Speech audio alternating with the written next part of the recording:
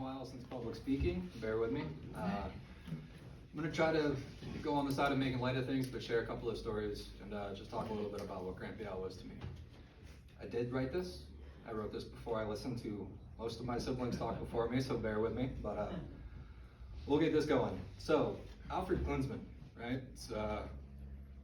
I hesitate when I hear it, right? He's been Grandpa Al to me for 30 some odd years. It's what he's always been. It's what he's always going to be to me.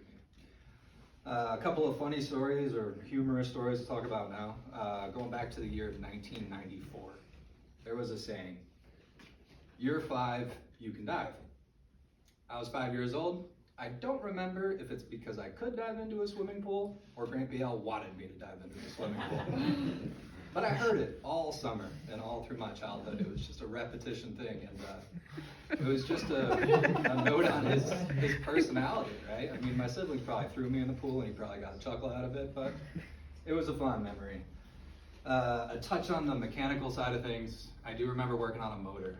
Couldn't get it to start, and I was like, I know who could fix this. I know exactly who could fix this. Sitting over Edgerton House, Grandpa Al's like, yeah, just pull the spark plug out. I was like, what do you mean? And I messed around with motors. I understood a little bit. He's like, pull the spark plug out, fill the cylinder with gas, let the vapor dissipate a little bit. We don't want anybody to get hurt. Put it back in, pull the cord. First pull, started, motor screaming. I was astonished. And I will never forget that little trick, and it's something I'll always have with me. There was a story about a car in here. This was getting closer into my adult life. I had a little car. I liked cars. I liked tinkering with them. Went over. Of course, I was working on something, so Grandpa Al had to come out and see what I was doing.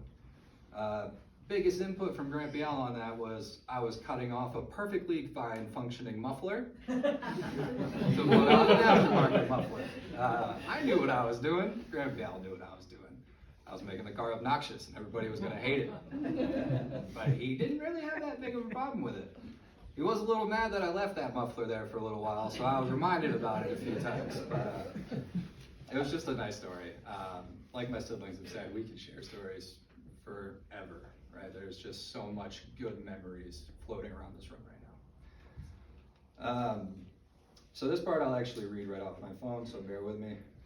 As my siblings mentioned, Grandpa Al was not my biological grandfather.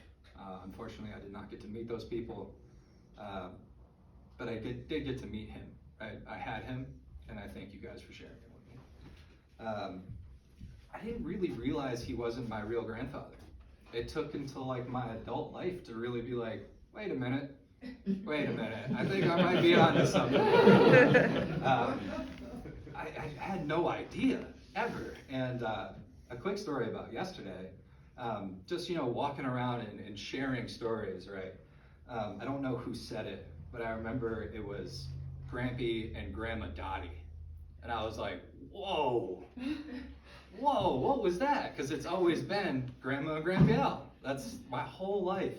Frank said it earlier, it's like the two families have always known about each other. We've always known when they were there, right? But it never affected it, right? Grandpa Al was at every birthday party. He was at every holiday. He was always there. So this note for me, now that I am in my adult life, I am a parent, right? Parents are graded or they're judged or they're remembered on effort, right? Kids remember effort. They don't remember anything else. If you're there, if you're present.